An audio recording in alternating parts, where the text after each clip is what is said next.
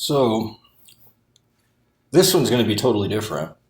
Um, Usually I talk about the theory because that's something to deal with what I'm going to do in the future with the revolution and all that. But this, um, this is kind of off topic. This has to deal with what happened when I was homeless. And the reason that I'm even talking about this is because I was talking to Matt, the security guard at the Fox building that I work at, because I'm the janitor. I end up talking to Matt quite a bit because I see him at night when I put my keys up, and he's in the security guard.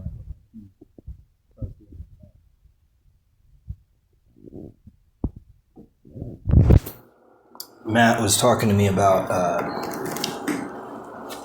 Apple virtual reality headset that he had tried at the Cherry Creek Mall, and he said it blew his mind, and it was like the most immersive, seamless,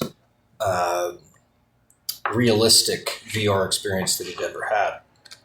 And it reminded me of what I went through when I was going crazy, when I had my psychosis, when I had my psychotic episode.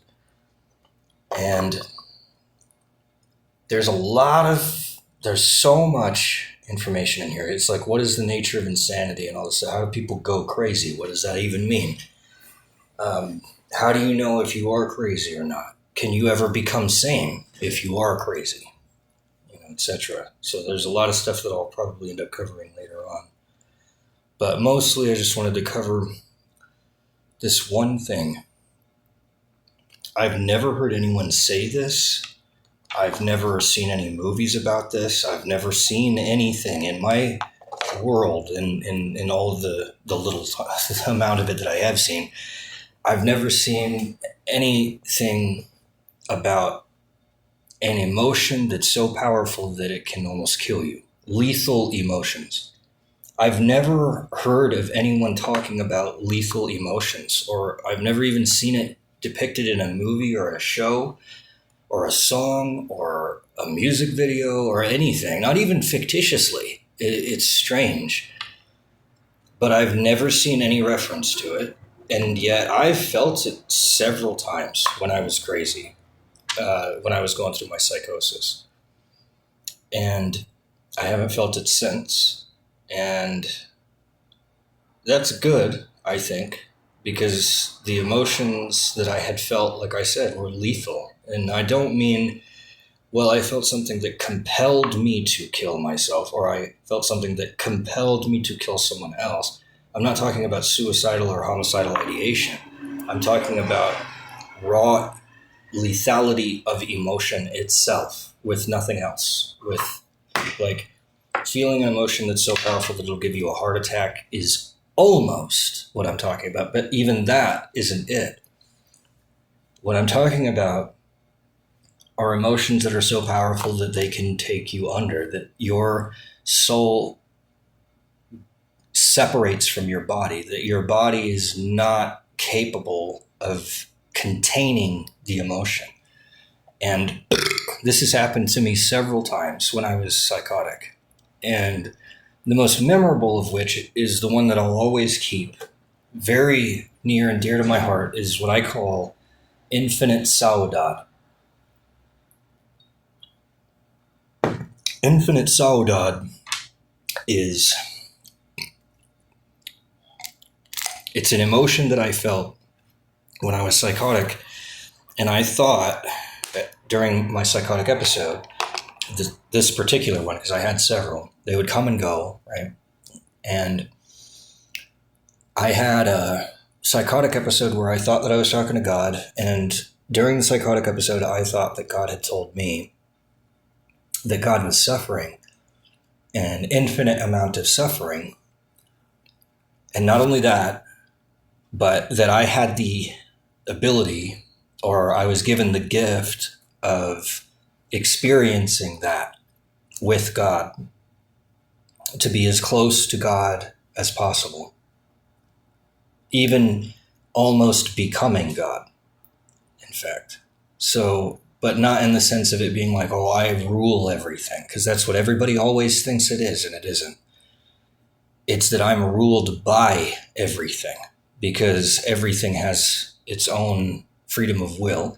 It makes its own choices, which are always to its own detriment, and always to the detriment of others, at the very least, more so than God's will would have been. In other words, God's will is perfect, and it's always beneficial to the absolute degree. It's infinitely beneficial.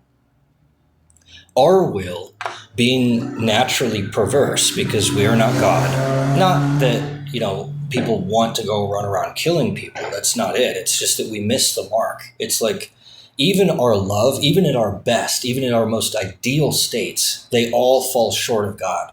There's always something missing, or there's always something distorted or dimmed or darkened or whatever. And really what it was the wasted potential. It was the mass of all that could have been but never got to be. And it gave me saudade, because it was like we could have done so much, but yet we didn't. And that's what saudade is. It's like, it's bittersweetness. There's no English translation for that word directly. It's its own thing. It's a very specific kind of emotion. And Thievery Corporation has an album called Saudade, and actually they do a really good job of rendering it in musical form. I think that it's a pretty good rendition. It's bittersweet. It's like, usually it gets associated with nostalgia, because nostalgia is the most common, easily normal thing that you can think of that would invoke that emotion. It's nostalgia. It's like remembering a time that was really, really beautiful and really nice, but you can never go back there. So there's a sweetness about it because it was such a good time, but there's a bitterness about it because you can never have it again. And so there was this saudade about God suffering, in the sense that, isn't it so beautiful that God chose to allow us the freedom of will, but isn't it sad how much it costs? And I got so deep into that.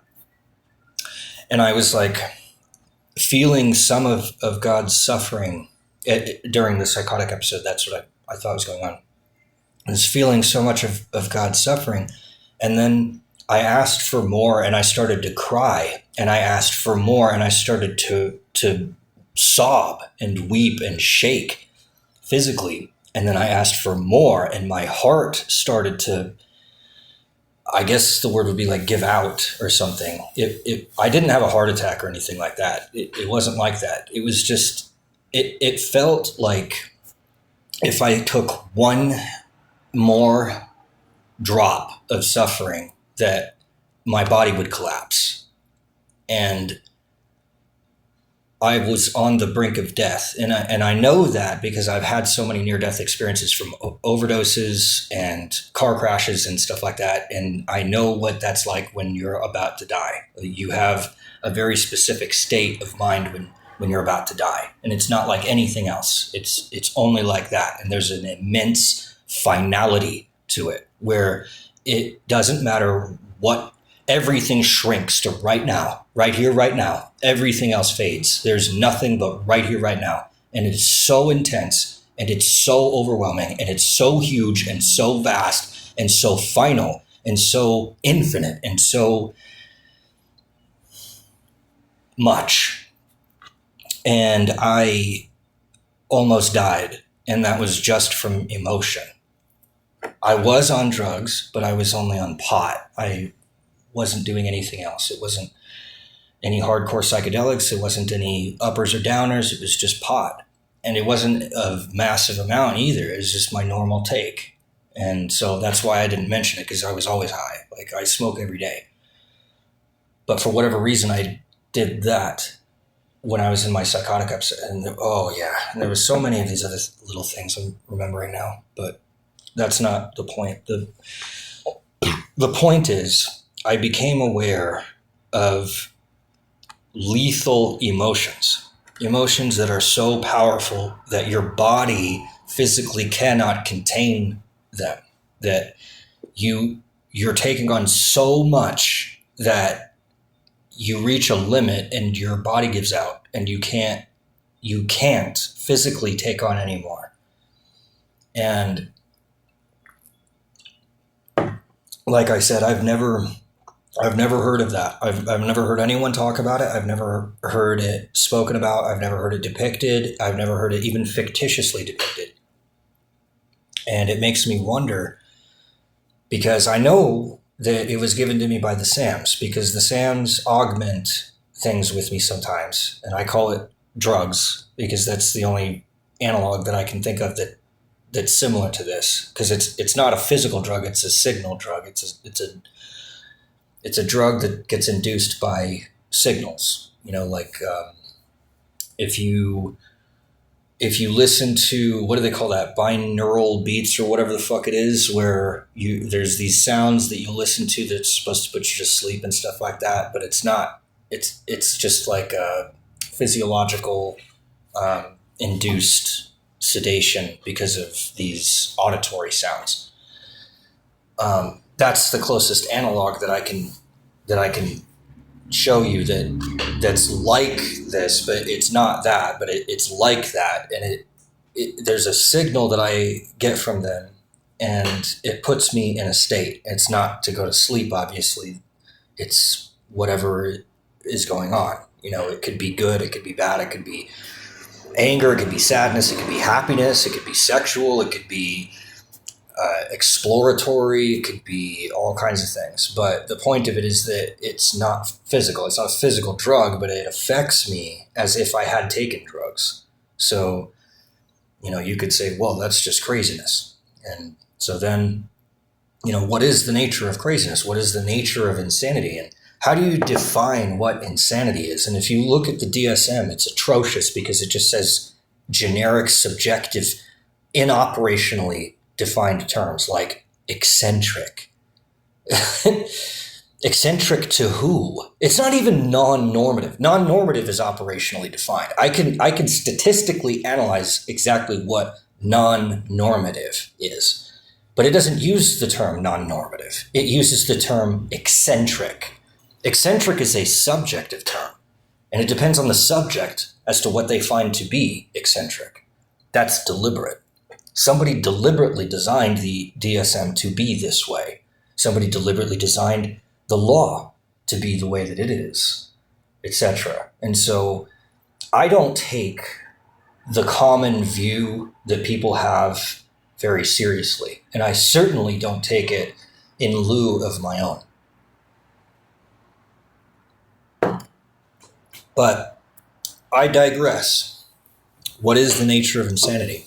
I believe that insanity is when you deviate from logical empiricism, when you either use a logical fallacy to arrive at whatever conclusion that you're arriving at, or you're using empirically unsound premises and pretending that something is a fact when it isn't. And that's what craziness is to me. If you derive a conclusion from an empirically unsound premise, then you're saying something like, well, the earth is flat, which is empirically unsound. So therefore, and then whatever it is you say after that is going to be crazy because you're basing it off of an unfactual premise, but you're treating it as if it were a fact. And because of the treatment of this non-fact as if it were a fact, you get this divergence, and that divergence is the insanity. And it's the same thing with logical fallacies. If I say, peanut butter is sticky and therefore my shoe bent, I mean, what the fuck is that? That's not rational. There's no way to follow that. There's no way to say, well, because peanut butter is sticky, somehow that rationally follows that my shoe is bent. I'm skipping some steps there. I mean, there's something going on, So that's what insanity is to me. Now, the reason that I said I went insane was because saying that I'm talking to God is unfalsifiable. I can't prove or disprove that.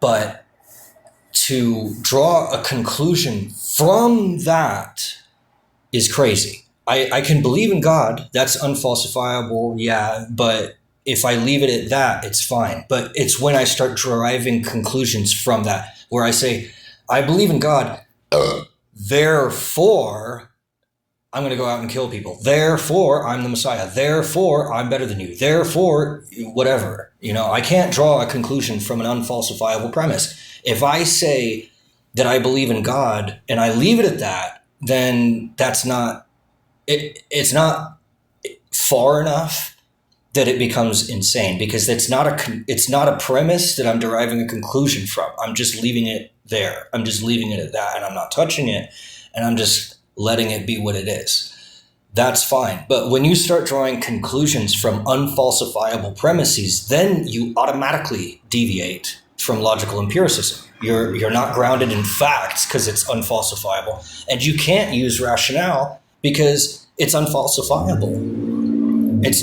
It won't fit into the field of relativity because it's an absolute, or it's a non sequitur, or it's something that you can't render as a logical variable.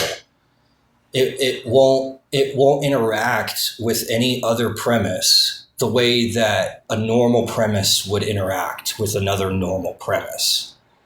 So if I say I believe in God, that's not crazy, that's fine. But if I say I believe in God, therefore I can talk to God, okay, that's insane. That goes too far. There's a limit. There's a step, and then too far. When you say that you can talk to God, that's an unfalsifiable statement. I mean, excuse me.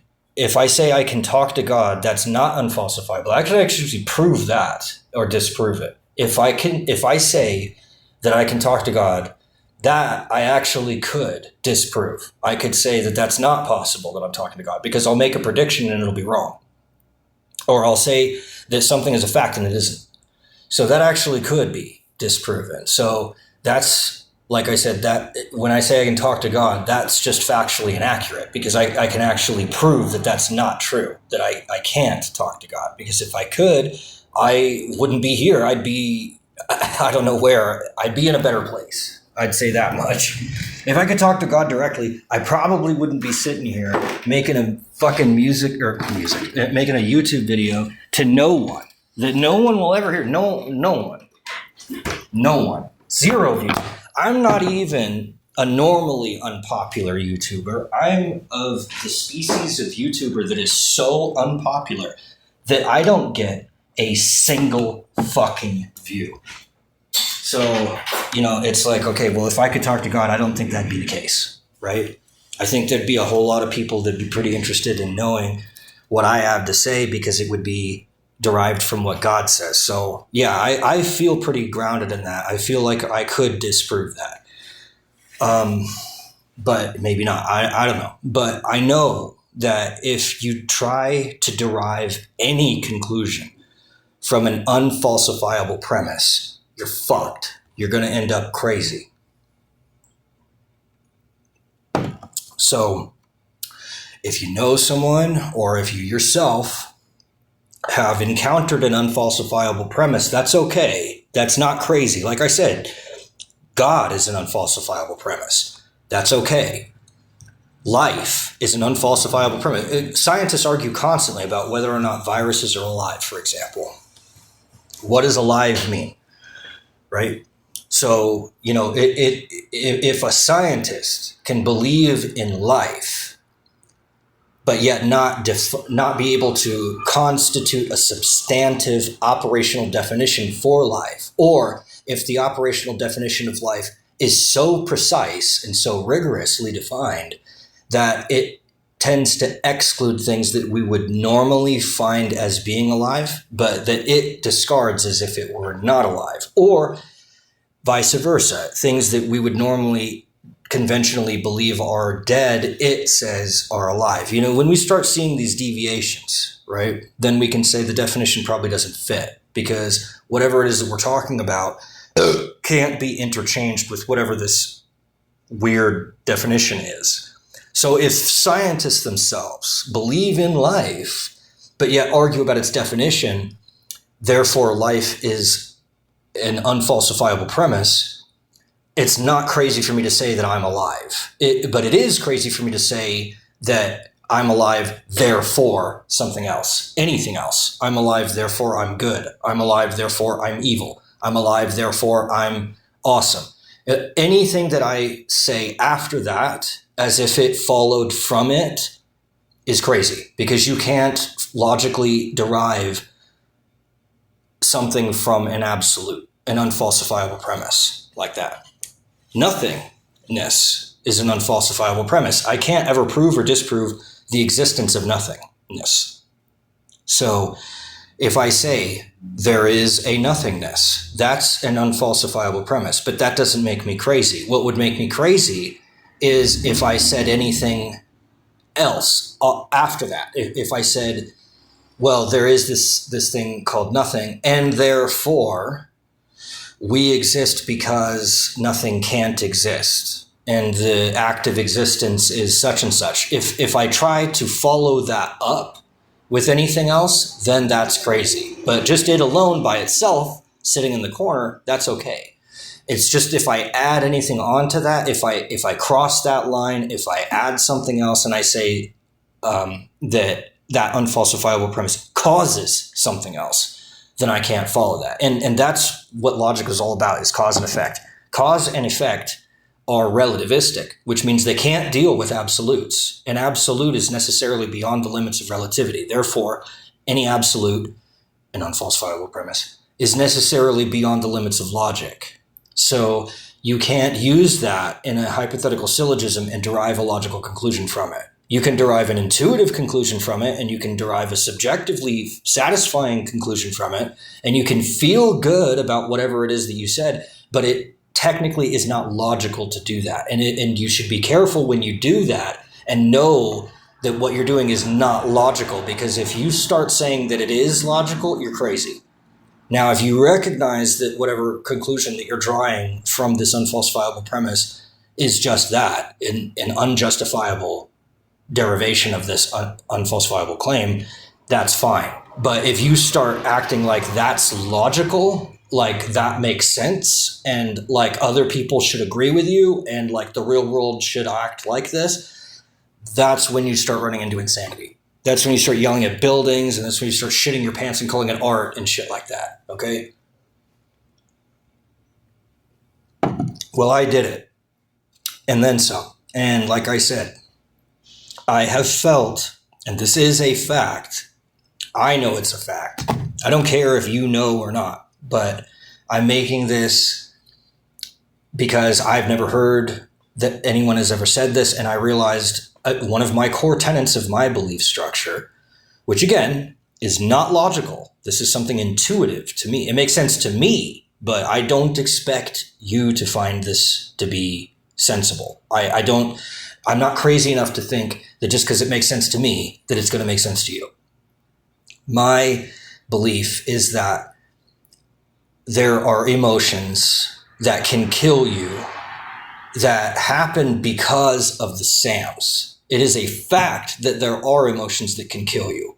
That is a fact. I know that's a fact because there's old couples that die right after each other. It's been well documented. This is a statistical anomaly that they know exists. So yes, there is definitely empirical soundness in the fact that there are lethal emotions. I go a little step further than that and say, you can access these through the SAMs, through the aliens. And that makes sense to me, but it would be crazy for me to think that that's logical. I'm not going to say that the SAMs are the source of that exclusively or just inclusively, randomly, whenever you choose to do this. I'm just saying that the difference between me saying that there are old couples that die right after each other, therefore there's lethal emotions, and me saying that there are lethal emotions that you can experience by accessing the SAMs are two completely different propositions. They both have the same empirically sound premise, but one of them is drawing a conclusion that the other one doesn't draw. Now, the reason that I'm disclosing this is because, like I say, in the case that I die, in the case that I fail, in the case that this is all that's left of me, in the case that I'm dead and I can't talk to anyone else, these videos that I've made serve as kind of like a beyond the grave talk to whoever will listen. And I know that that sounds desperate, and it is. There's a lot of desperation behind all of my videos, because there is no one in my area that I believe that would listen. So I put them on here because my hope is that either Charles is listening, and that's just my name for the Illuminati in case you don't know, or I forgot to mention. I think I mentioned this, but I've made so many of these I can't remember what I've said and what I haven't said, which is actually kind of good because it means that I'm being as honest as I can be. I'm being as real as I can be. I'm not faking you out. I'm not trying to make you think anything. I'm just vomiting up my soul for whatever it's worth. And these talks, monologues, whatever, are there in case I die and I can't talk to anyone, that this information doesn't die with me. There are aliens. That's a fact. There are lethal emotions. That's a fact. But to say that one comes from the other, I can't say that's a fact because I don't know. But I have a very deep, intuitive belief that the SAMs are responsible for giving us access to emotions that are of such high magnitude that they are lethal. And I tried to talk to the SAMs earlier tonight. I asked them, why would you build a system that has a hole so deep that you could never crawl out of it? Why would you build a mansion that has a room in it that you can get into that can kill you? Like, wouldn't it have been better to just leave that room out? Wouldn't it have been better to just put a manhole cover over that hole? Wouldn't it have been better to just put a fucking sign on the goddamn door? Hey, warning, don't go in here. There is no such thing. It's just all out and about, man. It's all out in the open. So I told them my concern is that I know that they've thought about this system that they've built so much more than any of us, than all of us put together could have ever hoped to even be a fraction of. That it's almost atrocious for me to even attempt speculating about what they think. But with that being said, what else can I do? I have to speculate because they will not give me explicit, brutal honesty. They won't admit to me whether or not it was them that gave it to me. They won't. You say these things, Sams. They won't tell me whether or not other people have experienced them, other humans. They won't tell me shit. And even if they did, because they just did, I don't believe them because they'll say one thing now and they'll say something totally different later on. And I can never tell if they're just trying to reflect what they think I think back to me, or if they're reflecting what I actually think back to me, despite my awareness of it, or lack thereof. Or if it's what they think, and I'm thinking about what they're thinking. I can't tell. I can't tell the difference because these are subjects, and I can't tell one subject apart from another subject logically, because logically, P equals P. I don't know what the fuck P is. Logic can't tell you what is inside of any variable. All variables are interchangeable inside the field of logic, except those that have different relations. The only thing that logic can tell you is how things are related. I can tell you who your mommy is, and I can tell you who your daddy is, and I can tell you who your coworkers are, but I don't know shit about who you are in and of yourself. I can tell you where you went to school. I can tell you what car you drive, the gas mileage, blah, blah, blah, blah, blah. I can't tell you who you are. I can't see that deep into you in and of yourself, your fucking raw soul. I can't see it. All I can see is the periphery. All I can see is your friends and your family and your car and your job and your work and your money and your all that. I can tell all the things that you're related to, but I can't tell anything about you. And it's the same thing with all of us. Not even the Sams have direct access to my soul. I don't believe any subject can have direct access to any other subject. Only God can access our soul. That's the only entity in existence that, not even in existence, it's the only entity that can access our subject in and of itself. But theoretically, the more relations that I compile, the more relations that I can attribute to the same variable that are distinct to that specific variable, the more resolute, the more specific, the clearer view that I get of that subject. I don't ever get a perfect view of it, and I never get to see deep into it, but I get a clearer view of the outline of that subject.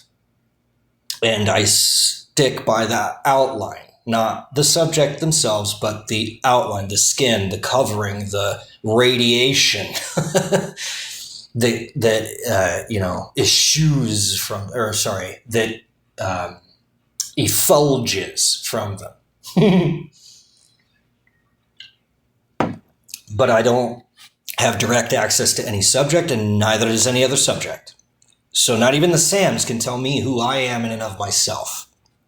But they say, they've told me this, their story that they gave to me is that this whole crazy shtick between me and Katy Perry, and I focus on her because that was my icon. That she was my idol for a very long time. I worshipped Catherine for a long time. I used to have to write it in my journal. Stop worshiping Catherine. I would fixate on her all the time. I don't know that woman. I have no idea who she is or what she's done or not done. I have no idea. I don't even have I shouldn't even speak about her at all. If I really respected her, I'd never bring her up. But I'm drunk right now, and so I don't give a shit. And the other thing is, like I said, I was so fixated on her that just became my whole world, revolved around my idea of Catherine. So I don't know her. I just have this image that I've invented in my head, but at the same time, it was a very compelling image. So I felt emotions that almost killed me about her. And, that's a whole different thing. But they told me that the things that I experienced during what I call a psychosis, because I don't know what the fuck else to call this, was... I use the word avatar. It's like if you were to download someone's mind onto a hard drive and you could access it in a virtual reality simulation. Now, that other person is totally divorced from that hard drive. They're not the hard drive. I can't put an idea in her head, and she can't put an idea in my head. So we're not telepathically linked. And that was crazy for me to think that we were. But it isn't necessarily crazy for the Sams to have a hard drive data points of her. She did this, she did that, she said this, she said that. And like I said, if I accumulated enough of these, I could start building an outline of who it is behind the scenes. If I put your friends and your family and your car and your job and your money and everything you've ever said and everything that you've put on paper, all of your online posts, there's going to be a pattern that's behind all those things. And that pattern is as close to you as I can get. It's not you. It's not your subject. That pattern is not your subject. The golden thread that links every post you've ever made online, every thought that you've ever thunk, every objectively verifiable act that you've committed, there's a commonality between all of them. And I call it a flavor. Everybody has a flavor, or some people call it personality, whatever you want to call it. I call it a flavor. Everybody has their own flavor. And, I believe that the Sams can taste our flavors. And I also believe that they can give us each other's flavors. And I believe that I have tasted her flavor. I don't know. I might one day find out that I haven't. I might find out one day that what I compiled in my head was just my own shit. And sometimes I hope that that's the case, because I almost feel like I violated her if I did. If I did find out any information about this person, and obviously it wasn't, consensual because she didn't even know it happened, I would feel like I overstepped my boundaries, that there's something that I did wrong there. I don't feel like she would want me to know that. Maybe her husband, yeah, but not me, not some random freak that just obsesses over her for no fucking reason. So they say to me that my psychotic episode where I was going through all this shit is as close to a rendering of her as can be made. And that I experienced the virtual reality avatar simulation, her digital self, as best it can be rendered without any alteration. And it's like, doesn't that just sound so compelling? Isn't that just exactly what I want to fucking hear? But does that mean that it's true?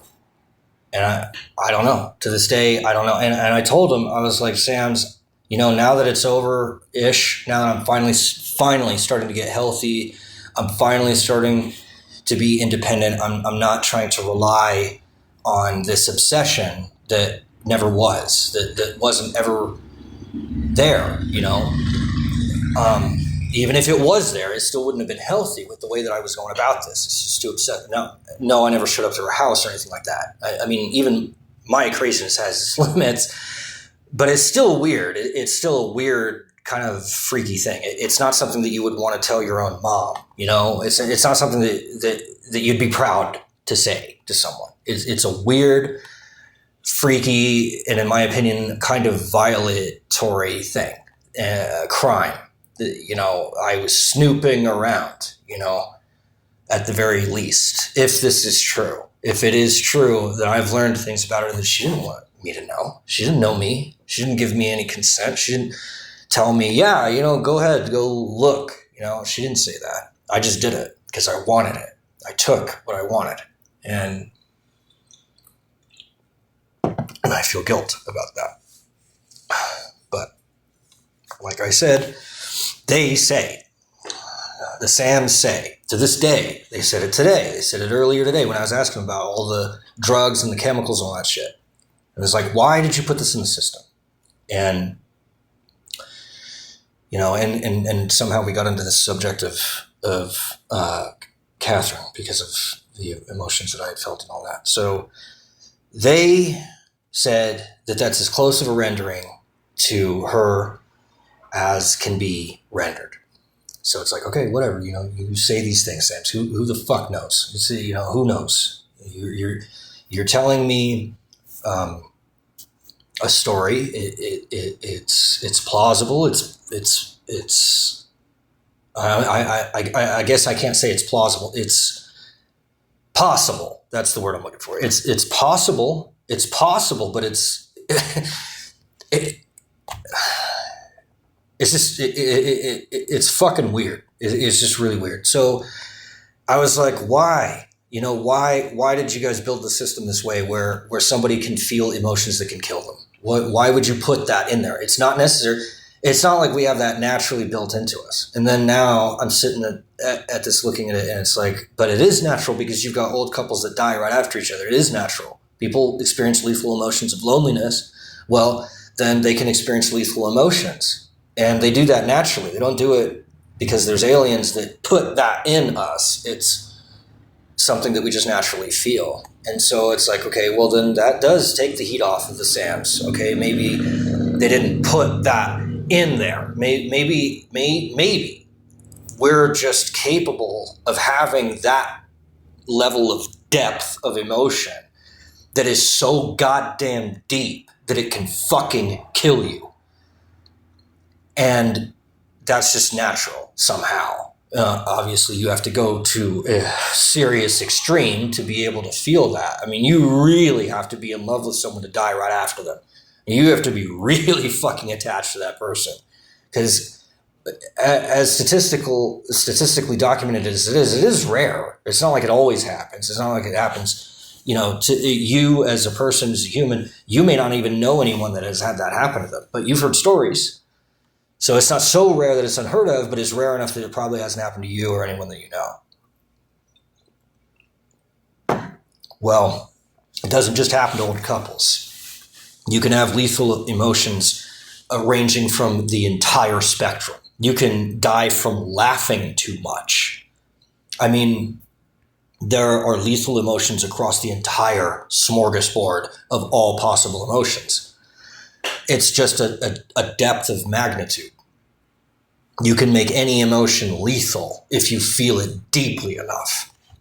And, it's something that I think everyone should know, because most people don't know that. And they think that this day-to-day grind bullshit is all there is. And it's not true. There's so much out there. It is insane. It's that the world works the way that it does now. That people have this conventional belief system that tells them that the height and depth of every emotion that you could ever feel is this blasé crap that we deal with when we watch some corny show like Seinfeld. No offense to Seinfeld. I actually like Jerry Seinfeld from what I've seen of him. He looks like a stand-up guy. He looks like he's a fine guy. But the show is banal. It's almost supposed to be banal. And kind of like make fun of the natural banality of humanity. But there's so much more. And if people knew this, I believe it would change their life. If they knew it to the point of knowing that if they pick something up and let go of it, it will fall, knowing. That level of knowing. Like, I know, because I've seen it, I've done it, I've been there. That level of knowledge, I believe everyone should know that. Is it necessary? No, it's not necessary. But I believe everyone should know it. I believe everyone should have access to it if they want to. If they want to know, then I think they should be able to know. And I think that it should be common knowledge so that people know that it's out there if they want to go look for it. And I don't see it. And so here's this to be there in case I fail in my revolution, and this is all that's left of me, that there will at least be this, that there will at least be something out there someone might find one day.